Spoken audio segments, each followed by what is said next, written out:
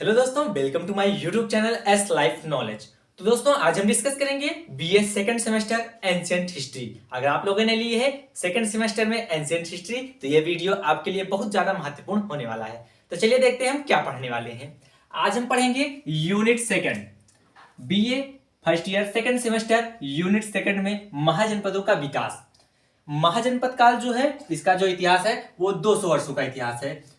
600 ईसा पूर्व से लेकर 400 ईसा पूर्व का इतिहास जो है महाजनपद काल का इतिहास है। महाजनपदों के बारे में जो है हम पढ़ेंगे इस 200 वर्षों के इतिहास में। तो सबसे पहले हम देखेंगे महाजनपद का वास्तव में विकास कैसे हुआ, किस प्रकार से जो है उत्तर वैदिक काल के बाद अचानक से महाजनपद आ गया। तो कोई भी जो सभ्यताएं होती है, कोई भी चीज होता है, कोई भी काल होता है, अचानक से नहीं आता है। कोई ना कोई जो है कारण होता है जिससे धीरे धीरे करके उसका विकास होता है। तो सबसे पहले आपने पढ़ा होगा सिंधु घाटी सभ्यता। तो ये इसके बारे में जो है हमें डिस्कस नहीं करना है, लेकिन कहीं ना कहीं अगर हम जो है बैकग्राउंड से लिंक करके चलते हैं तो इतिहास को पढ़ने में एक अलग ही मजा होता है। तो सिंधु घाटी सभ्यता में कहीं ना कहीं जो है लोहे के बारे में अगर आपने पढ़ा होगा तो लोहे का प्रयोग वहां पर नहीं हो रहा था, कांस्य धातु की प्रयोग हो रहा था, तांबा और टिन का प्रयोग हो रहा था। ये आपने जो है सिंधु घाटी सभ्यता में पढ़ा। उसके बाद आपने जो है कुछ वर्षों के लिए इतिहास जो है अज्ञात है, जो कि शोध का विषय है, उसके बारे में हमें मालूम नहीं है। फिर आप आते हैं ऋग्वैदिक काल। कहां पर आते हैं? ऋग्वैदिक काल, जिसे पूर्व उत्तर वैदिक काल भी कहते हैं। वहां पर आप देखते हैं कहीं ना कहीं लोहे के जो है प्रयोग के साक्ष्य मिलते हैं। तो लोहे का प्रयोग कहीं ना कहीं जो है प्रारंभ हो जाता है। लोहे का प्रयोग कहीं ना कहीं जो है उत्तर वैदिक काल में प्रारंभ होता है।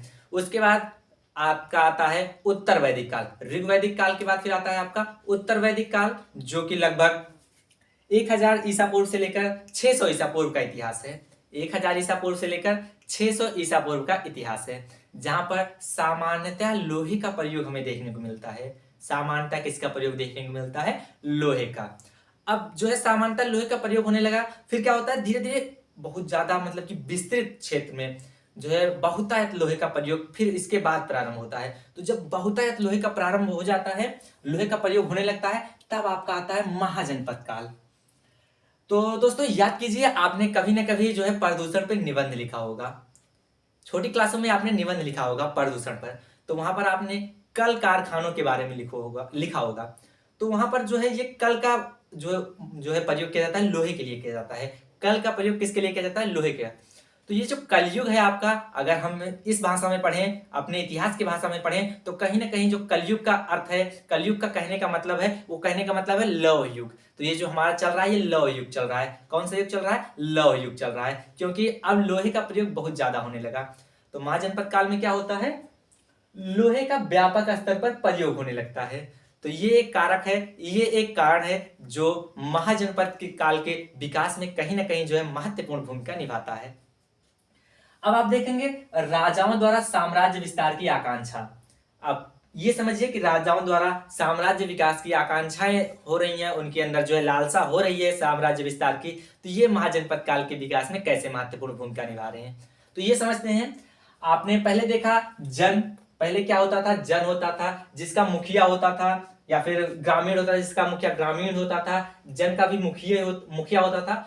उसके बाद कई जन, जैसे कि छोटे छोटे पहले क्या हुए? जन हुए, छोटे छोटे जन हुए, ठीक। तो इन जनों में क्या होते थे? मुखिया होते थे, मुखिया होते थे। इसके बाद इनमें जो है धीरे धीरे ये आपस में संघर्ष करके मिल गए। आपस में संघर्ष हुआ, कोई एक मुखिया अधिक शक्तिशाली हुआ तो उसने जो है दूसरे के भी क्षेत्र पर कब्जा कर लिया। तो कई जन मिलके एक जनपद का निर्माण करते हैं। कई छोटे छोटे जन मिलते हैं, जिससे क्या होता है ये आपस में संघर्ष करते हैं, ये इनसे किए, ये इनसे किए। तो इनमें से कोई बहुत बड़ा मतलब कि ज्यादा शक्तिशाली हुआ तो उसने इन सारे क्षेत्रों पर कब्जा करके जो है जनपद का निर्माण कर दिया, और जिसके मुखिया को जो है राजा कहा जाने लगा। तो इस बड़े क्षेत्र के मालिक को क्या कहा जाने लगा? राजा कहा जाने लगा, ठीक। तो अब जो है जन के बाद जनपद आया, जहां पर जो है मुख्य राजा होने लगा। अब ये राजा जो है साम्राज्य विस्तार की आकांक्षा रखते हैं। तो कई राजा जो है, कई जनपद हुए, जैसे कि बड़े बड़े क्षेत्र होने लगे, जन से बड़े बड़े क्षेत्र। अब इसके अलग अलग राजा हुए। तो इन राजाओं में जो है साम्राज्य विस्तार की आकांक्षाएं हुई। तो इन्होंने क्या किया? दूसरे राजाओं से जो है संघर्ष किया। दूसरे राजाओं से क्या किया? संघर्ष किया। और जो राजा शक्तिशाली हुआ उसने जो है कमजोर राजा पर जो है अपना अधिपत्य कर लिया, कहने का मतलब उसके क्षेत्र को अपने क्षेत्र में मिला लिया। तो इससे क्या हुआ, जो जनपद था उसका क्षेत्र विस्तृत होने लगा, कई जनपद जो है एक में मिलने लगे, जिससे बना आपका महाजनपद। तो आपने समझा कि कई जनपद मिलकर जो है किस प्रकार से महाजनपद बनते हैं, एक महाजनपद बनते हैं। ये आपका जन था, ठीक। इससे जो है कई जनपद से जन से मिलकर आपका जनपद हुआ, उसके बाद कई जनपदों से मिलकर आपका बना महाजनपद, महाजनपद, ठीक। तो आपने समझा कि राजाओं द्वारा जो है साम्राज्य विस्तार की आकांक्षा महाजनपद के विकास में किस प्रकार की भूमिका निभा रही है, ठीक। अब देखते हैं कृषि का विस्तार और अधिशेष। अब कृषि में जो है विस्तार होने लगा। अब जो है आप देखेंगे लोहे का विस्तार जब अधिक होने लगा, लोहे का प्रयोग अधिक होने लगा, तो लोहे के हल भी प्रयोग में आने लगे, मतलब कि काफी चीजें जो है लोहे से बनने लगी। तो उससे क्या हुआ, कहीं ना कहीं जो है किसान भाइयों पर भी जो है इसका प्रभाव पड़ा और उनकी कृषि में जो है विस्तार हुआ, उनकी कृषि में जो है अधिक उत्पादन होने लगा। अब इससे क्या होगा, अधिशेष बचेगा। अभी तक जो अनाज उगाते थे वो उनके स्वयं के लिए होता था, वे जो है स्वयं के लिए उगाते थे और जो है समाप्त होने के बाद फिर उगाते थे और समाप्त होने के बाद फिर उगाते थे, मतलब ये क्रियाएं चलती रहती थी। वे जो है खेती करते थे और खाते थे, समाप्त होता था फिर वही करते थे। लेकिन अब क्या हुआ, अधिशेष बचने लगा। तो कहीं ना कहीं दोस्तों आप देखते हैं जब आपके भी घरों में जो है जरूरत से ज्यादा कोई चीज होती है तो उसे क्या किया जाता है, बेच दिया जाता है। तो जब अधिशेष बचने लगा तो कहीं ना कहीं जो है आप देखेंगे व्यापार और वाणिज्य का प्रसार होगा। जब जो है अधिशेष बचने लगेगा तो किसान क्या करेंगे, उसे जो है बेचने का प्रयास करेंगे, जिससे जो है वो फाइनेंस से, मतलब कहने का मतलब जो है धन अर्जित करेंगे।